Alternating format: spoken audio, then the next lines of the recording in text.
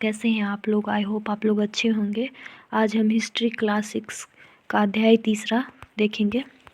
चलिए, हड़प्पा की कहानी। अक्सर पुरानी इमारतें अपनी कहानी बताती है। लगभग 150 साल पहले जब पंजाब में पहली बार रेलवे लाइनें बिछाई जा रही थी, तो इस काम में जुटे इंजीनियरों को अचानक हड़प्पा पुरा स्थल मिला, जो आधुनिक पाकिस्तान में है। उन्होंने सोचा कि यह ऐसा खंडहर है जहाँ से अच्छी ईंटें मिलेगी। यह सोचकर वे हड़प्पा के खंडहरों से हजारों ईंटें उखाड़ ले गए, जिससे उन्हें रेलवे लाइनें बिछाई।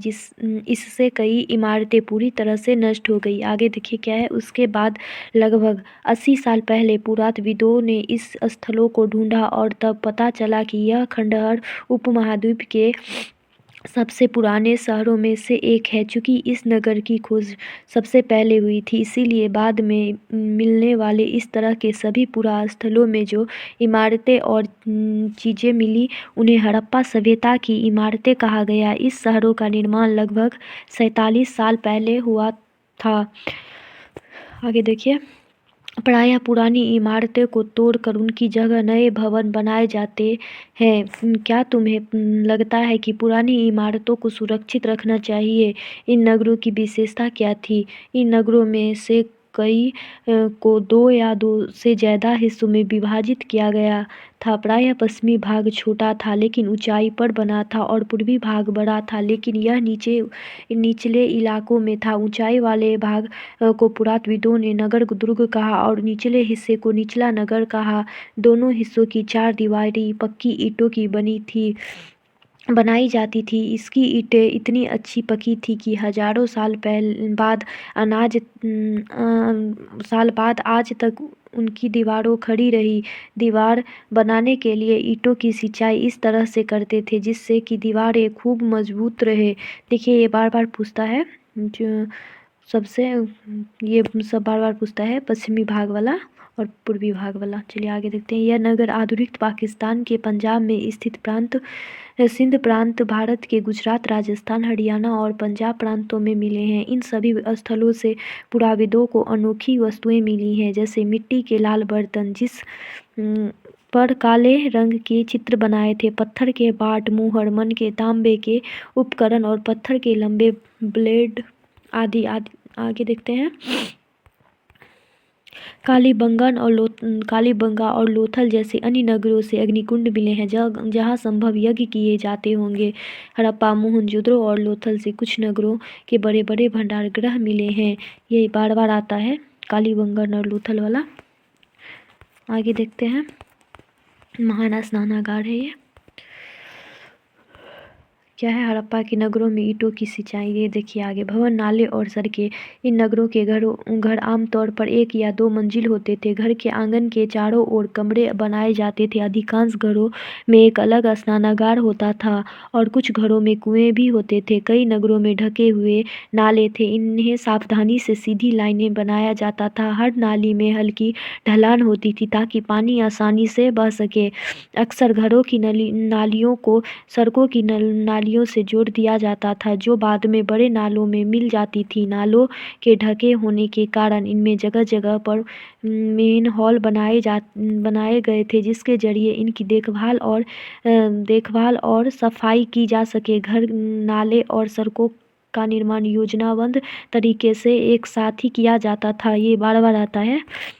यहाँ से भी विजिटेड में बार बार क्वेश्चन आता है। विजिटेड क्या सब कंपटीशन में आता है। आगे देखिए। नगरीय जीवन। हड़प्पा के नगरों में बड़ी हलचल रहा करती होगी। यहाँ पर लोग रहते होंगे। यहाँ पर ऐसे लोग रहते होंगे जो नगर की खास इमारतें बनाने की योजना में जुटे रहते थे। ये संभवतः यहाँ के शासक यह भी संभव है कि ये शासक लोगों को भेजकर दूर दूर से धातु, बहुमूल्य पत्थर और अन्य उपयोगी चीज़ें मंगवाते थे। शायद शासक लोग खूबसूरत मनकों तथा सोने चांदी से बने आभूषण जैसी कीमती चीज़ों को अपने पास रखते होंगे। इन नगरों में लिपिक भी होते थे जो मोहरों पर लिखते ही थे, और शायद अन्य चीज़ों पर भी लिखे होंगे जो बच नहीं पाई। देखिए, इसमें ये पूछेगा लोहा का, तो लोहा का इसमें कहीं चर्चा है ही नहीं। आगे देखते हैं। इसके अलावा नगरों में शिल्पकार स्त्री पुरुष भी रहते थे जो अपने घरों या किसी उद्योग स्थल पर तरह तरह की चीज़ों बनवाते होंगे। लोग लंबी यात्राएं भी करते थे और वहां से उपयोगी वस्तुओं लाते थे और साथ ही लाते थे। सुदूर देशों की किस्से कहानियाँ, मिट्टी से बने कई खिलौना भी मिले हैं जिससे बच्चे खेलते होंगे। नगर में रहने वाले लोगों की एक सूची, ये सब देखिए आगे देखते हैं, ये छोड़ देते हैं। सबसे ऊपर मोहनजोदड़ो की एक सड़क और उसमें बना नाला, ऊपर एक कुआं, ये सब तो सिर्फ बताया गया है। आगे देखिए क्या है, नगर और नए शिल्प। आओ अब कुछ ऐसी चीज़ों के बारे में अध्ययन करें जो हड़प्पा के नगरों से प्राप्त हुई है। पुरातत्वविदों को जो चीज़ें वहाँ मिली हैं उनमें अधिकांश पत्थर, शंख, तांबे, कांसे, सोने और चांदी जैसी धातुओं से बनी गई है। तांबे और कांसे के औजार, हथियार, गहने और बर्तन बनाए जाते थे। सोने और चांदी से गहने और बर्तन बनाए जाते थे। यहाँ मिली सबसे आकर्षक वस्तुएं में मन के बाट और फलक है। देखिए आगे देखिए,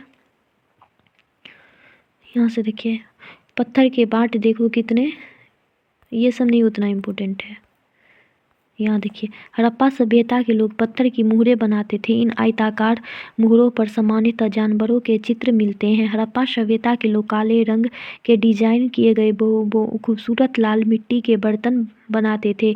ये देखिए यहाँ से पूछता है, हड़प्पा सभ्यता लोग काले रंग के डिजाइन, यहाँ लाल, हरा और भी कलर दे देगा लेकिन हम लोग काले रंग पढ़े हैं तो काले रंग ही देंगे। आगे देखिए क्या है,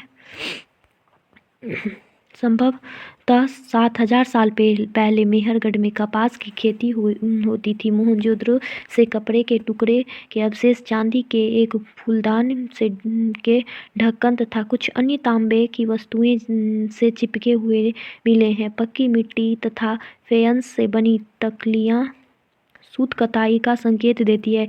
ये देखिए ये है मोहनजोदड़ो से मिला है मूर्ति। आगे देखिए, इसमें से अधिकांश वस्तुएं का निर्माण विशेषज्ञों ने किया था। विशेषज्ञ उसे कहते हैं जो किसी खास चीज को बनाने के लिए खास प्रशिक्षण लेता है, जैसे पत्थर तराशना, मनके चमकाना या फिर मुहरों पर पंजीकारी करना आदि। आगे देखिए क्या है, मूर्ति का चेहरा इतने आकर्षक ढंग से बनाया गया और उनकी दाढ़ी इतनी अच्छी तरह से दर्शाई गई, यह किसी विशेषज्ञ मूर्तिकार का ही काम हो सकता है। इसी मूर्ति के बारे में बताया गया है। हर व्यक्ति विशेषज्ञ नहीं हो सकता था। हमें यह पता नहीं है कि क्या सिर्फ पुरुष ही ऐसे कामों में प्रशिक्षण हासिल करते थे या फिर केवल महिलाएं ही। शायद कुछ महिलाएं और पुरुष दोनों ही इन कामों में दक्ष देते थे। पत्थर और शंख प्राकृतिक फेयंस के बारे में बताया गया है। पत्थर और शंख प्राकृतिक तौर पर पाए जाते हैं लेकिन फेयंस को कृत्रिम रूप से तैयार किया जाता है। बालू या स्फटिक पत्थरों के चूर्ण को गोंद में मिलाकर उसे वस्तुएं बनाई जाती थी। उनके बाद उन वस्तुओं पर एक चिकनी परत चढ़ाई जाती थी। इस चिकनी परत के रंग प्रायः नीले या हल्के समुद्री हरे होते थे। फेयंस से मनके, चूड़ियाँ, बाले और छोटे बर्तन बनाए जाते थे। आगे देखिए कच्चे माल की खोज। कच्चा माल उन पदार्थों को कहते हैं जो या तो प्राकृतिक रूप से मिलते हैं या फिर किसान या पशुपालक उसका उत्पादन करते हैं, जैसे लकड़ियाँ या धातुएं के अयस्क प्राकृतिक रूप से उपलब्ध कच्चे माल हैं। इसमें फिर कई तरह की चीज़ें बनाई जाती है। मिसाल तौर पर किसानों द्वारा पैदा किए गए कपास को कच्चा माल कहते हैं, जिससे बाद में कताई बुनाई करके कपड़ा तैयार किया जाता है। हड़प्पा में लोगों की कई चीज़ वहीं मिली थी लेकिन तांबा, लोहा, सोना, चांदी, बहुमूल्य पत्थरों जैसे पदार्थों को वे दूर दूर से आयात करते थे। आगे देखिए क्या है, हड़प्पा के लोग तांबे का आयात संभवतः आज के राजस्थान से करते थे। ये भी बार बार आता है क्वेश्चन।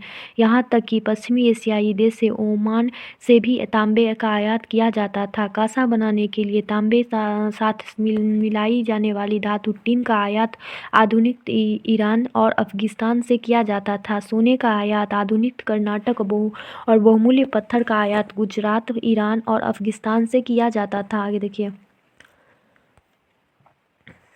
नगरों में रहने वाले लोगों के लिए भोजन। उन लोग नगरों के अलावा गांव में भी रहते थे। वे अनाज उगाते थे, जानवर पालते थे। किसान और चरवाहों की शहरों में रहने वाले शासकों, लेखकों और दस्तकारों को खाने के सामान देते थे। पौधे के अवशेषों से पता चलता है कि हड़प्पा के लोग गेहूं और जौ, दाल, मटर, धान, तिल और सरसों उगाते थे। ये यहाँ से पूछेगा हड़प्पा के लोग क्या क्या उगाते थे। आगे देखिए, जमीन की जुताई के लिए हल का प्रयोग एक नई बात थी। हड़प्पा काल के हल तो नहीं बच पाए क्योंकि प्रायः लकड़ी से बनाए जाते थे, लेकिन हल के आकार के खिलौने मिले हैं। इस क्षेत्र में बारिश कम होती थी, इसीलिए सिंचाई के लिए लोगों ने कुछ तरीके अपनाए होंगे। संभवतः पानी का संचयन किया जाता होगा और ज़रूरत पड़ने पर उससे फसलों की सिंचाई की जाती होगी। हड़प्पा के लोग गाय, भैंस, भेड़ और बकरियां पालते थे। बस्तियों के आसपास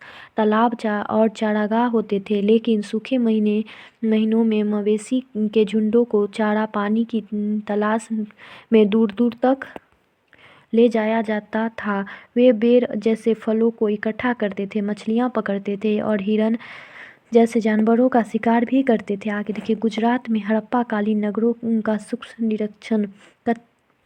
कच्छ के इलाके में खादीर बेट के किनारे घोलावीरा नगर बसा था।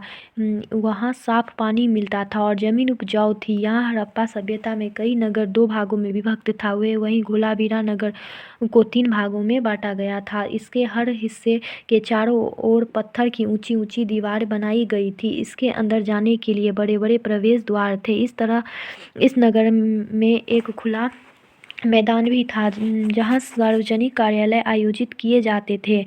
यहाँ मिले कुछ अवशेषों में हड़प्पा लिपि के बड़े बड़े अक्षरों को पत्थर में खुदा पाया गया है। इस अभिलेख को संभवतः लकड़ी में जरा गया था। यह एक अनोखा अवशेष है क्योंकि आमतौर पर हड़प्पा के लेख मुहर जैसी छोटी वस्तुएं पर पाए जाते हैं। देखिए, ये पूछेगा 3 नगरों में विभाजित है घोलावीरा। आगे देखिए, गुजरात की खंबात की खाड़ी में मिलने वाली साबरमती की एक उपनदी के किनारे बसा लोथल नगर ऐसे स्थान पर बसा था जहाँ कीमती पत्थर जैसे कच्चा माल आसानी से मिल जाता था। यह पत्थरों, शंखों और धातुओं से बनाई गई चीज़ों का एक महत्वपूर्ण केंद्र था। इन नगर में एक भंडार गृह भी थी। इस भंडार गृह से कई मुहरें और मुद्रांकन या मुहरबंदी गीली मिट्टी पर दबाने से बनी उनकी छाप मिले हैं। देखिए, आगे देखिए, लोथल का बंदरगाह। यहाँ बड़ा तालाब लोथल का एक बंदरगाह रहा होगा। यहाँ समुद्र के रास्ते आने वाली नाव रुकती थी। ये सब उतना इम्पोर्टेंट नहीं। आगे देखिए, यहाँ एक इमारत मिली है। यहाँ संभवतः मनके बनाने का काम होता था। पत्थर के टुकड़े, अधबने मनके बनाने वाले उपकरणों और तैयार मनके भी मिले हैं। देखिए, आगे देखिए, मुहर और मुद्रांकन या मुहरबंदी। मुहरों का प्रयोग सामान से भरे उन डिब्बों या थैलों को चिन्हित करने के लिए किया जाता होगा जिसे एक जगह से दूसरी जगह भेजा जाता था। थैलों को बंद करने के बाद उनके मुहानों पर गीली मिट्टी पोत कर उन पर मुहर लगाई जाती थी। मुहर की छाप को मुहरबंदी कहते हैं। अगर यह छाप टूटी हुई नहीं होती थी तो यह साबित हो जाता था कि सामान के साथ छेड़छाड़ नहीं हुआ है। आज भी मुहर का प्रयोग होता है। पता लगाओ कि मुहरों का उपयोग किस लिए किया जाता है। देखिए, आगे देखिए, सामान्यता के अंत का रहस्य लगभग सभ्यता के अंत का रहस्य सभ्यता लिखा हुआ है ना। सभ्यता के अंत का रहस्य लगभग 39 साल पहले एक बड़ा बदलाव देखने को मिलता है। अचानक लोगों ने इन नगरों को छोड़ दिया। लेखन, मुहर और बाटों का प्रयोग बंद हो गया। दूर दूर से कच्चे माल का आयात काफी कम हो गया। मोहनजोदड़ो में सड़कों पर कचरे के ढेर बनने लगे। जल निकास प्रणाली नष्ट हो गई और सड़कों पर ही झुग्गीनुमा घर बनाए जाने लगे। आगे देखिए, यह सब क्यों हुआ? कुछ पता नहीं। कुछ विद्वानों का कहना है कि नदियाँ सूख गई। अन्य का कहना है कि जंगलों का विनाश हो गया। इसका कारण यह हो सकता है कि ईंटें पकाने के लिए ईंधन की जरूरत पड़ती थी। इसके अलावा मवेशी के बड़े बड़े झुंडों के चारागाह और घास वाले मैदान समाप्त हो गए होंगे। कुछ इलाकों में बाढ़ आ गई, लेकिन इन कारणों से यह स्पष्ट नहीं हो पाता है कि सभी नगरों का अंत कैसे हो गया, क्योंकि क्योंकि बाढ़ और नदियों के सूखने का असर कुछ ही इलाकों में हुआ होगा। आगे देखिए, ऐसा लगता है कि शासकों का नियंत्रण समाप्त हो गया। जो भी हुआ होगा, परिवर्तन का असर बिल्कुल साफ दिखाई देता है। ये पूछेगा, चारों ऑप्शन पूछेगा, मतलब चारों पांचों जो है सब पूछेगा। आधुनिक पाकिस्तान के सिंध और पंजाब की बस्तियां उजड़ गई थी। कई लोग पूर्व और दक्षिण के इलाकों में कई नई और छोटी बस्तियां में जाकर बस गई। इसके लगभग 14 साल बाद नए नगरों का विकास हुआ। इसके बारे में तुम अध्याय 5 और 8 में देखिए। ये देखिए, अपने एटलस में मिस्र का ढूंढो। नील नदी के आसपास वाले इलाकों को छोड़कर मिस्र का अधिकांश भाग रेगिस्तान है। लगभग 5000 साल पहले मिस्र में शासक करने वाले राजाओं ने सोना, चांदी, हाथी दांत, लकड़ी और हीरे जवाहरात लाने के लिए अपनी सेनाओं दूर दूर तक भेजी। इन्होंने बड़े बड़े मकबरे बनाए जिन्हें पिरामिड के नाम से जाना जाता है। यही है पिरामिड। राजाओं के मरने पर उनके शवों को इन्हीं पिरामिडों में दफनाकर सुरक्षित रखा जाता था। इन शवों को मम्मी कहा जाता है। उनके शवों के साथ और भी अनेक चीज़ें दफनाई जाती थी। इसमें खाद्यान्न, पेय, वस्त्र, गहने, बर्तन, वाद्य यंत्र, हथियार और जानवर शामिल हैं। कभी कभी शव के साथ उनके सेवक और सेविकाओं को भी दफनाया दिया जाता था। दुनिया के इतिहास में शवों को दफनाने का परंपरा को देखते हुए मिस्र में सबसे ज़्यादा धन दौलत खर्चा किया जाता था। देखिए आगे देखिए, ये सब उतना नहीं, आगे देखिए, यहीं से पूछेगा। नगर दुर्ग, शासक, लिपिक, मुहर, शिल्पकार, धातु विशेषज्ञ, कच्चा माल, हल और सिंचाई, यहाँ से पूछेगा। ये सब क्वेश्चन आंसर है, आप खुद भी कर लीजिएगा। देखिए आगे क्या है। मेहरगढ़ में कपास की खेती 7000 साल पहले।